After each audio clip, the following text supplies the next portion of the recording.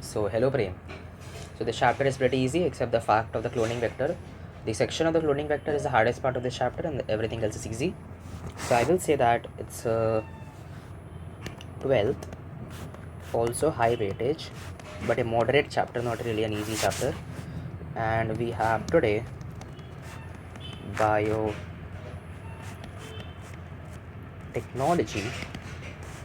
processes, principles and processes.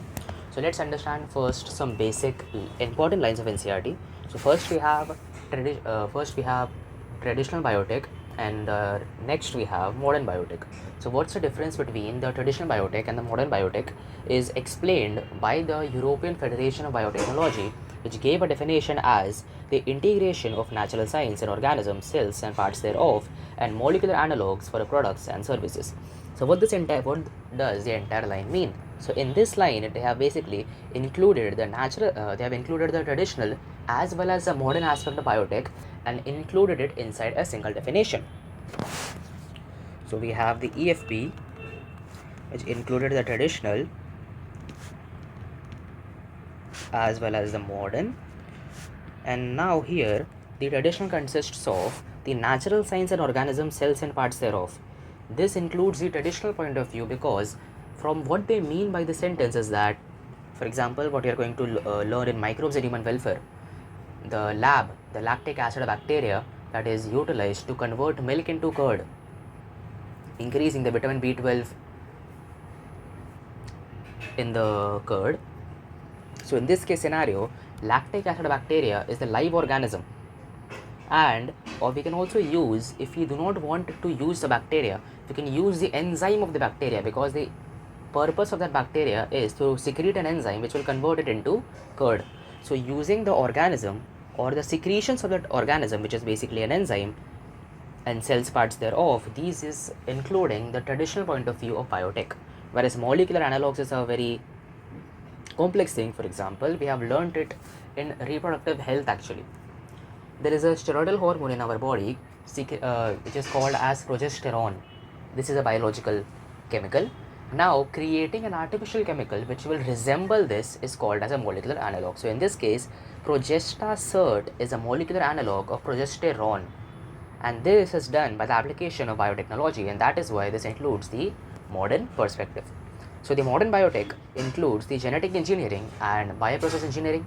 Genetic engineering is the altering the chemistry of the desired gene of interest present in the bacteria and then introducing that inside the host to see a certain phenotypic change.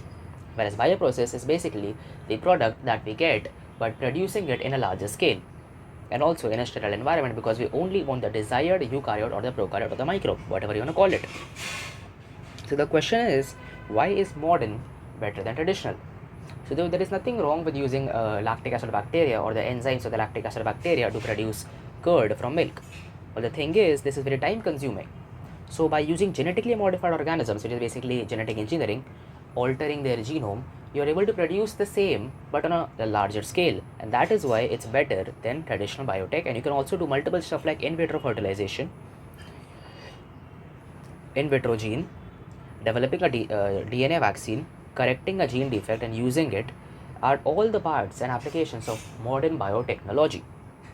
And now you will ask, so one more reason why traditional hybridization is worse is because, let's imagine animal 1, male, who is basically, for example, he's a very intelligent guy, but he's 4 feet.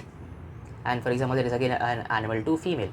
So since he has a desirable trait, which is he's intelligent, they reproduce, which is that means they hybridize. So now the problem is that along with the desirable gene, the offspring will also get the undesirable gene, and that is why it causes inclusions and multiplication. I've not written any concept right now because there is no concept here. It's just some facts that you need to understand. So that is why recombinant DNA technology or genetic engineering is important, because it only uses the desirable gene or the couple of set of desirable gene that is required by us, while excluding the undesirable gene, which is just not possible by traditional hybridization. And this is done by gene cloning and gene transfer. So here we actually need to understand one thing. There are basically 2 cases that can happen when you do something like this. Case 1 is that you took the gene of interest, or let's just call it the alien gene, and then you inserted this in the host. For example, we can say in a region of chromosome where the ori site is not present.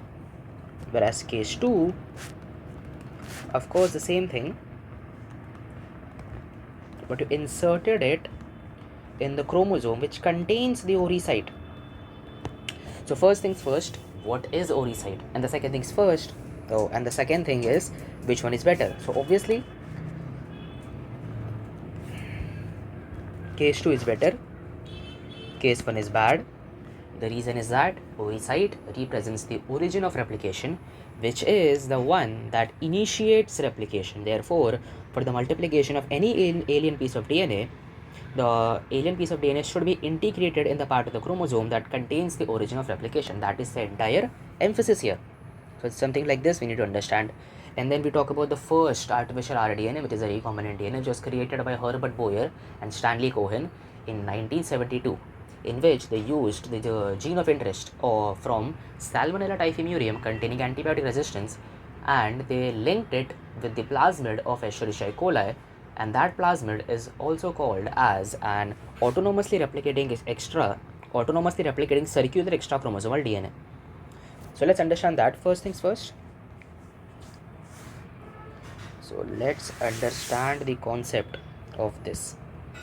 So let's just imagine we have, this is the gene of Salmonella typhimurium, whereas this is the plasmid of E. coli that is used as a vector here to transport the alien piece of DNA into the host organism. And let's just take this part as the desirable gene or the gene of interest, which contains the specific nucleotide sequence which corresponds to the antibiotic resistance. Okay, so what we will do right now is we will use restriction enzymes to cut this specific DNA, and also use the same restriction enzyme to cut a piece here also. The reasoning is that by using the same restriction enzymes, they will both have the same base pairs cut, and hence they will have their corresponding base pairs, so they will be able to align perfectly. So what will happen now? We have this, and in center this will be separated out. Whereas in the case of plasmid, it will just have a gap, like we cut that part. But now the question is, how do you join them? So for that we use the enzyme DNA ligase. So by using DNA ligase, we will be able to integrate this alien piece of DNA containing the desirable gene here. So what we will get right now is this.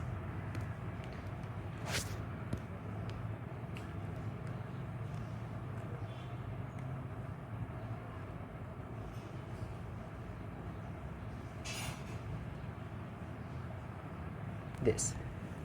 And so let's just call this the rDNA. This is the recombinant DNA.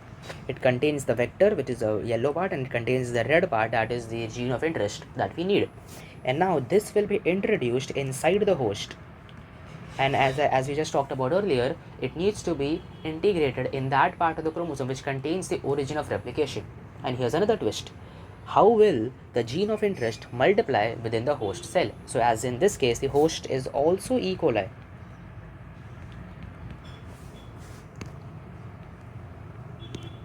So the plasmid also comes from E. coli, whereas the host is also E. coli. So now this rDNA will use the DNA polymerase enzyme from the host organism, and it will use that to multiply or clone itself, and this is called as a cloning of the antibiotic resistant gene of E. coli. So this is the entire concept of that.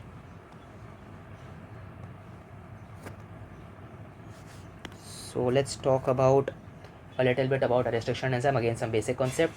The first restriction enzyme was HIND2. Hind 2 is basically divided as HIND, Roman number 2, where H is for hemophilia, IN is for influenza, D stands for the strain of the bacteria, which is the D strain, and the 2 represents that it is the second restriction enzyme, or it is the second enzyme extracted from that bacteria. So Hind 2 was the first restriction endonuclease, which recognizes a specific sequence of 6 base pairs. Now you will ask me, what is an endonuclease? So actually, the restriction enzymes come from a larger class called as nucleases. So here we can write nucleases,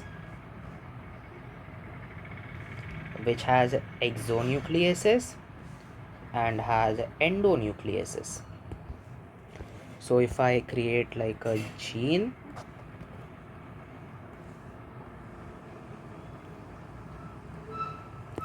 in the case 1, the exonucleases will cut the DNA from its extremities or periphery, whereas the endonuclease will inspect the DNA and will cut the DNA at a point by recognizing a specific nucleotide sequence called as a specific palindromic nucleotide sequence, which can be remembered easily by PNS. PNS stands for palindromic nucleotide sequence. So how does it cut? Basically, in this scene, it is cutting the sugar phosphate backbone, which we'll learn about in depth in the molecular basis of inheritance. It cuts the sugar phosphate to basically break this, because the backbone is the sugar and phosphate, and the one that projects inwardly are the nitrogen bases that we will learn in molecular basis of inheritance. So these are the backbone. So by cutting this, you will be able to cut the entire DNA at that specific location. So there is this.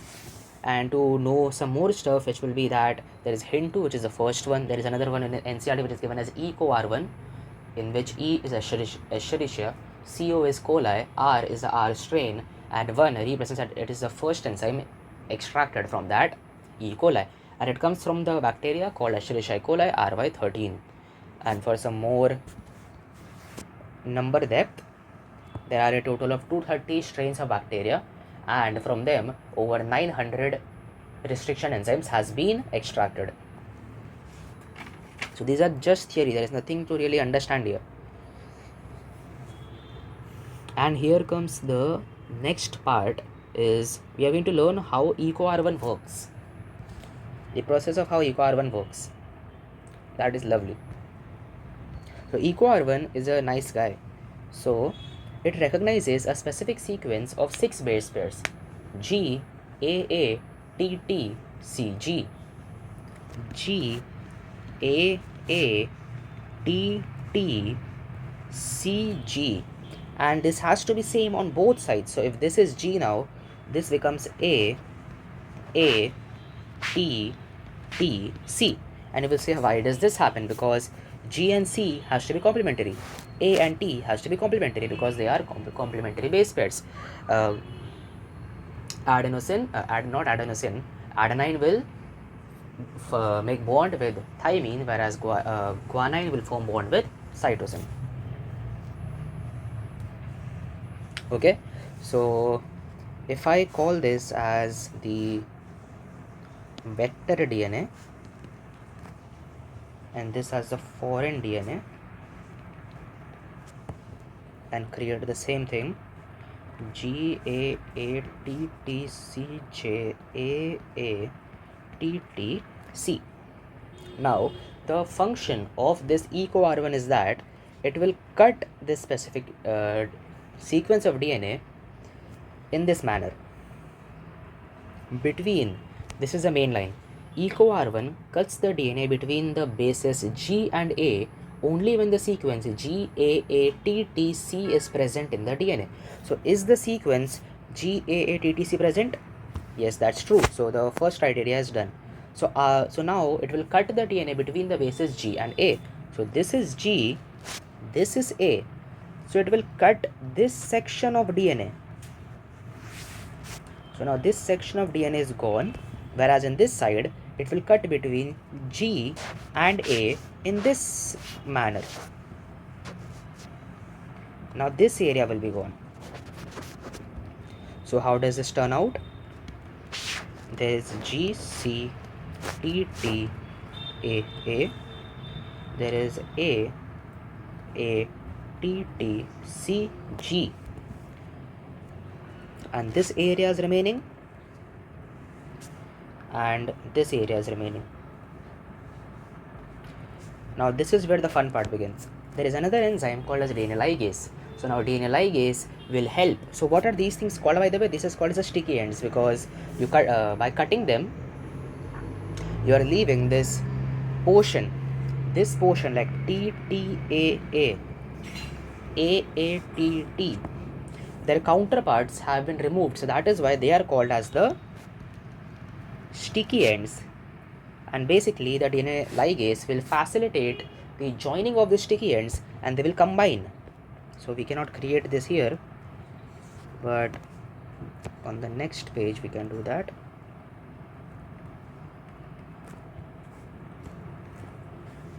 As this. So for example, if this comes from the vector DNA,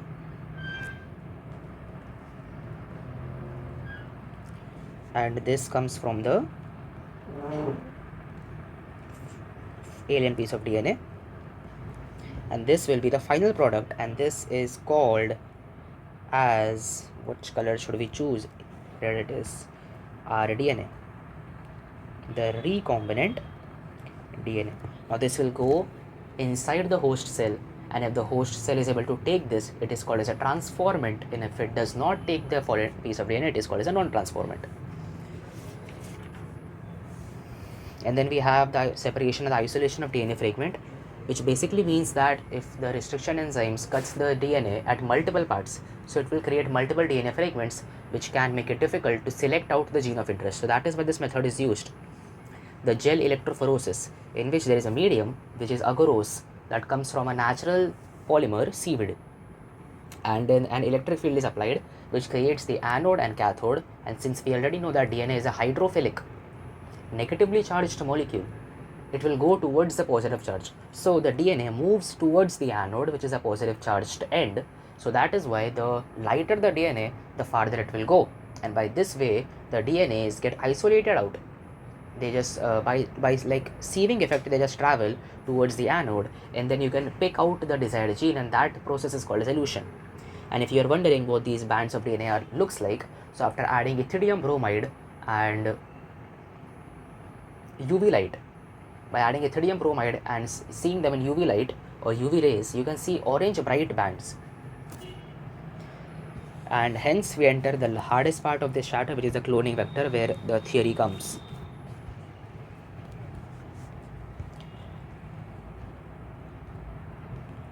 So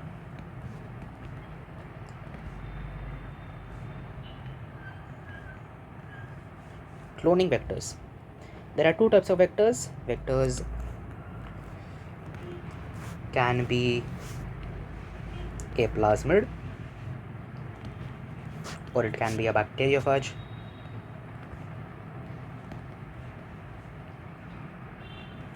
The vector plasmid can either have a copy number of 1 to 2,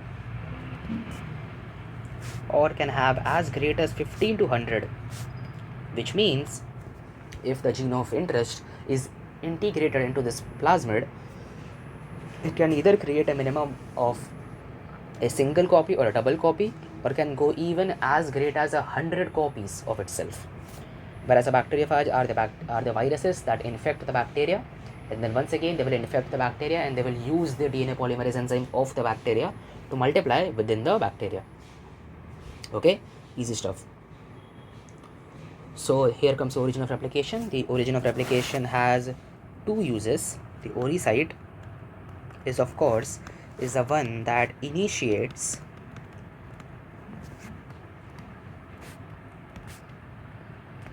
replication, and also it controls the copy number, which means now these are basically the criterias. So now you need an oocyte, and now you need a plasmid or a vector basically that has an oocyte. That's the first thing. It should have an oocyte, or else the entire process will just not happen.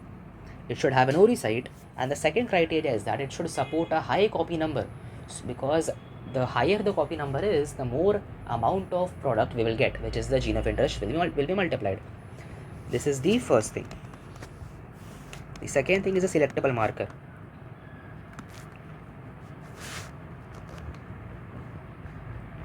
So we just talked about this. If the host organism takes up the rDNA, it is a transformant, and if it does not take it, it's a non-transformant. So the thing is, how do you differentiate between a transformant and a non-transformant? It is by a simple things, so which can be learned by a very simple phrase.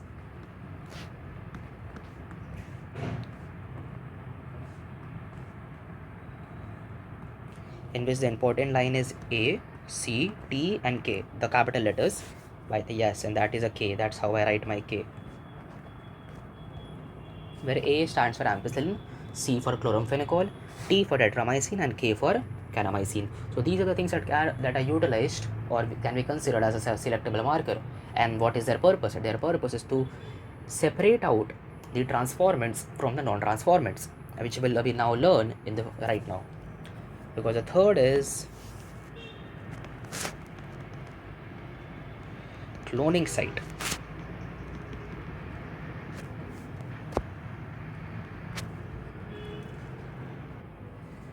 So now here we will take an example of PBR322, which is an Escherichia cloning vector, and it's not a natural vector. Escherichia coli, E. coli, does not have any antibiotic resistance within it. This is an artificial vector used for E. coli, which contains two things. If I make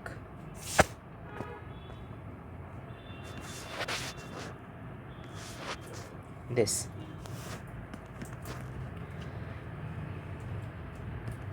it contains ampicillin and tetramycin. This is a vector. Now for example, if I want to insert an alien piece of DNA within it, so now in this case, let's just see, if I remove the gene of tetracycline and insert the gene that I want to insert, the desirable gene, so what will happen is,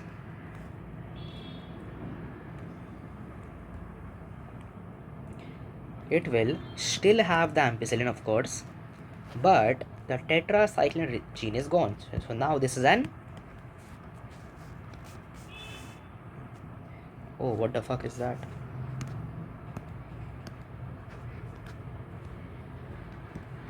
This is an alien DNA.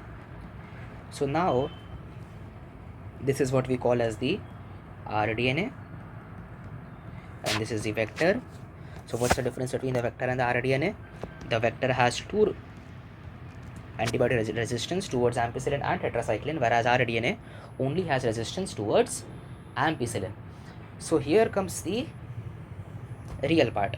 How can we use ampicillin to separate out the transformants from the non-transformants, and how do we use the tetracycline to separate out the recombinants from the non-recombinants? So for this we will have to do this. If I take a container,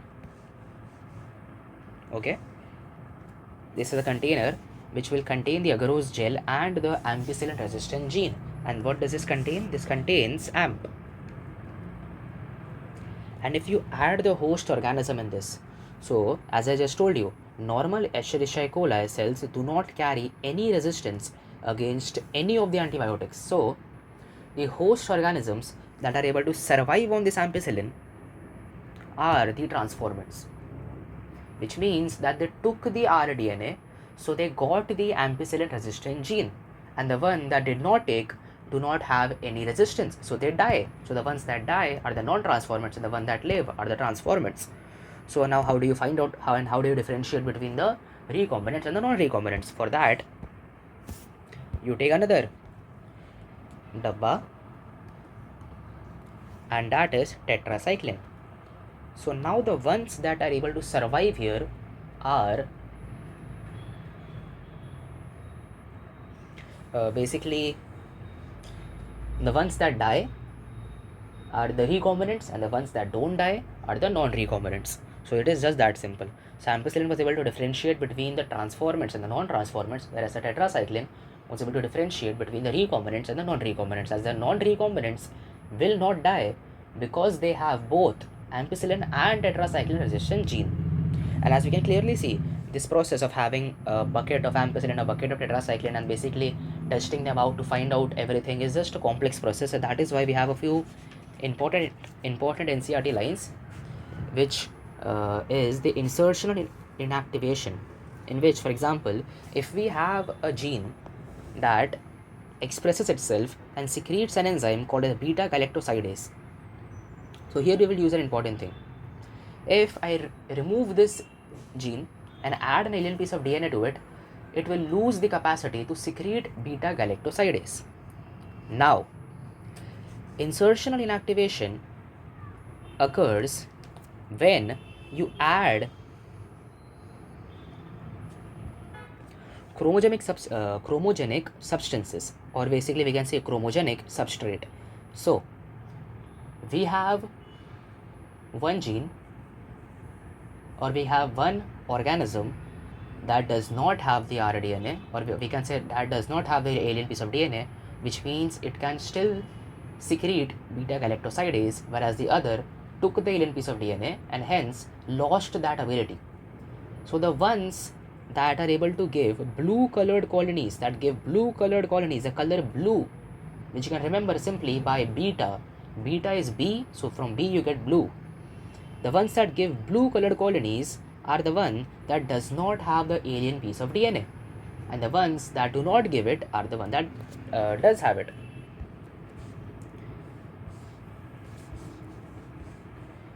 So let's just write it real quick. So you can either have blue color or you cannot. You either have it or you do not. If you do have the color blue, that makes it that the alien piece of DNA is not there, and if it does not give the blue color, the alien piece of DNA is there. So basically a tick, cross tick, you can understand it pretty easily. And let's talk about some more important lines like the vectors for cloning genes in plants and animals. So for plants, we have there is a pathogen, Agrobacterium tumefaciens, which is a pathogen of several dicot plants. It contains tDNA, and inside tDNA there is a Ti plasmid, which is a vector. It is a tumor-inducing plasmid which converts the normal plant cell into cancerous cell, or we can say tumor cell. And these tumorous cells, now the pathogen can direct this tumor cell to secrete or synthesize chemicals that is required for him. And now in the case of retrovirus, which causes HIV, that also does the same thing. It enters into our body, attacks the macrophages, and then also uses our own cell to produce clones of itself. So in both cases it is of course dangerous. So here's the thing, we have been able to tame these pathogens for our own use. We have removed this Ti plasmid from the Agrobacterium tumefaciens, so the harmful thing is gone, and now we can use this pathogen to add desirable traits into plants, and we can use the retrovirus by removing its harmful things, which is probably the RNA or something, and add the desirable gene into it, and then that will be then the retrovirus will act as a vector, and then we can insert that into animals. Okay, so that was the entire main line for that. The competent host for the transformation of the recombinant DNA. The DNA is a hydrophilic molecule, we know that. So how can we make a host competent to take up an alien piece of DNA? So there are multiple things we can do. So the next section is the competent host. How do we make someone competent?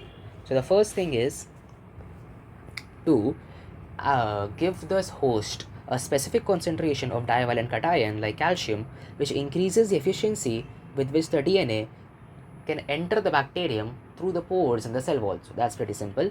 And then you can also do this, that you can basically incubate them with conditions like putting them on ice, followed by heat shock at 42 degrees Celsius. So by incubating them in ice hot, you can basically increase the efficiency of the DNA to enter into the host organism through the pores in the cell wall. And some easier methods for animals, we have the micro injection, which is basically directly inserting it inside it, inserting it inside the nucleus of the animal cell. The other is the biolistics or the gene gun, in which high velocity microparticles of gold and tungsten coated with DNA, which contains the desired gene of interest, is put and bombarded on the plant, and hence it enters the plant cell. And the easiest one we just talked about is the agrobacterial dimifusion in the retrovirus, by removing the TI plasmid or by removing the harmful part and using that as vectors to add desired genes into plants and animals. So this was basically the entire concept regarding it. So that's what I said. This chapter is just all about facts. You just have to remember it, and the only concept that you need to know is how the cloning vectors work and how basically the entire process works of cutting the DNA, joining the DNA, introducing that DNA and everything. Next is easy. For example, the entire process starts with isolation of the genetic material. Is basically, we can again take the example of the Salmonella typhimurium, like removing that gene containing antibiotic resistance and isolating it. Then how do you do that? Basically, DNA is inside the nucleus, and the cell contains a lot of things like RNA, basically a lot of macromolecules, polysaccharides, nucleic acid, and everything, right? So to separate it from that, we have many enzymes. For example, we can degrade the cell membrane by using lysozyme for bacteria, cellulase for plants, and chitinase for fungus. And then we have ribonucleases, we have proteases to remove the RNA, to remove the proteins. Basically, by using all of these things, we are able to extract and isolate the DNA. We are not isolating the gene of interest. The gene is inside the DNA. We are just isolating the DNA from the cell. And the last part is you just add chilled ethanol, and then it will just come out as a collection of threads in the fine suspension as per the NCERT line. The next part is the cutting of DNA, and which is going to be done with the restriction enzyme by providing the specific conditions for that specific enzyme. And the progress of how much the DNA has been digested can be seen by using agarose gel electrophoresis for both the organism containing the desired gene and the vector for both. And then now, before linking the gene of interest to the vector, you can do another thing which is called as amplification of gene of interest using polymerase chain reaction, in which you basically, okay, this is a good thing. This is a nice concept.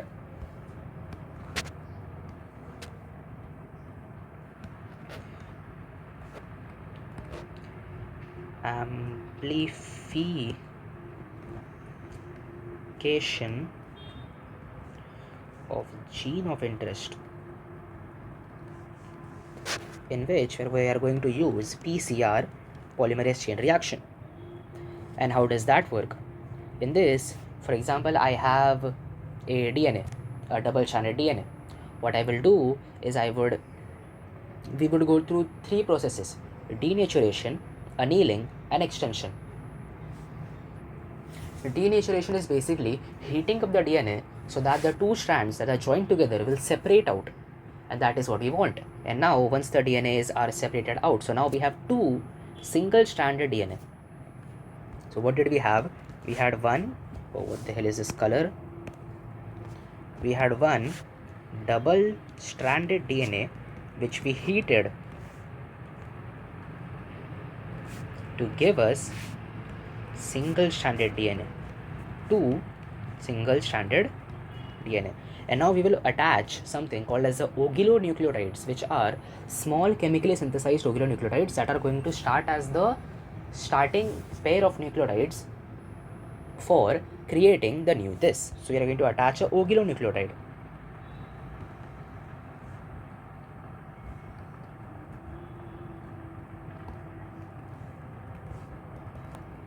And now for the additional nucleotides, we will have to add a specific number of nucleotides which will be given in the reaction. So by that way, these single nucleotides, the single DNA will again become their own respective DNA, which will again separate out into two single strands, and then again the ogilo will attach, the nucleotides will come, and then again double, and this is how the process begins, and this cycle continues until in about 30 cycles we can have about 1 billion copies of them. And you don't want any more, because if you keep doing it, you can basically cause mutations which can go in unexpected ways, and we don't want that. So here the question comes, from where do you get these many nucleotides to make a billion copies from a single DNA. That is where one of the bacterium comes, which is named as Thermus aquaticus. Thermus aquaticus has this polymerase enzyme called as Taq polymerase, and this Taq polymerase has the ability to basically survive in hot temperature. So when you denature the DNA and separate out the DS, the Taq polymerase still survives because it is used to that temperature, and that is why it is essential to use the Taq polymerase. And because if you use any other enzyme, it will degrade in the higher temperature, and by this way you can create multiple copies of the DNA and then pluck out. Now you can remove the gene of interest, link it with the vector, and then put it into the host organism, and basically the entire process. And now the last part comes, which is to obtain the foreign gene product, and that is basically just using bioreactors which are 100 to 1000 liters. I am pretty sure one of the main lines here in the product is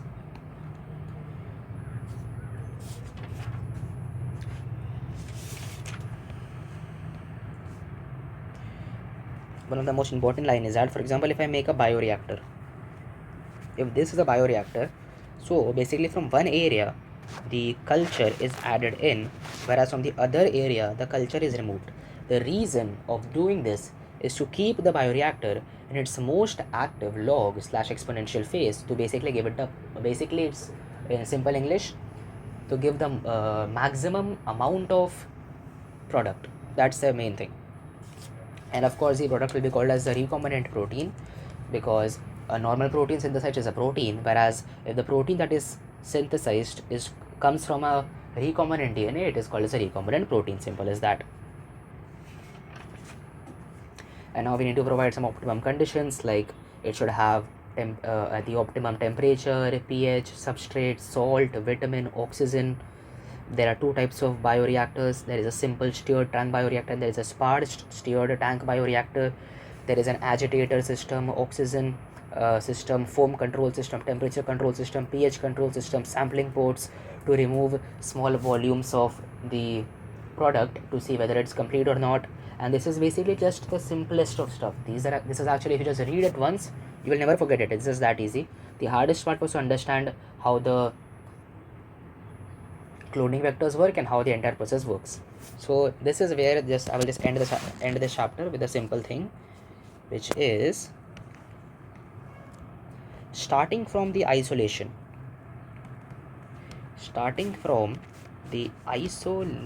of DNA till getting the desired protein, which is the product.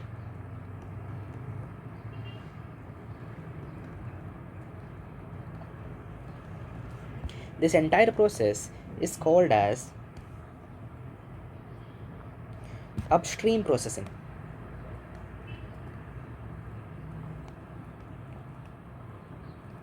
And this, my friend, is a biosynthetic phase. What comes after this is the downstream processing, which includes separation and purification and everything, and that is the downstream processing. But I just want to emphasize the fact that upstream processing, starting from the isolation of DNA till the desired protein is obtained, is a biosynthetic phase, and that is where the chapter is over. And you would realize that I have mostly just talked in this chapter, because that's just all this chapter is, a bunch of facts. The concept were this, like how the RDNA is formed. The concept was how the restriction enzymes work and how the RDNA is formed again, the cloning vector. These were the only concept in this chapter, and the rest is just facts. Hope you enjoy, Prem.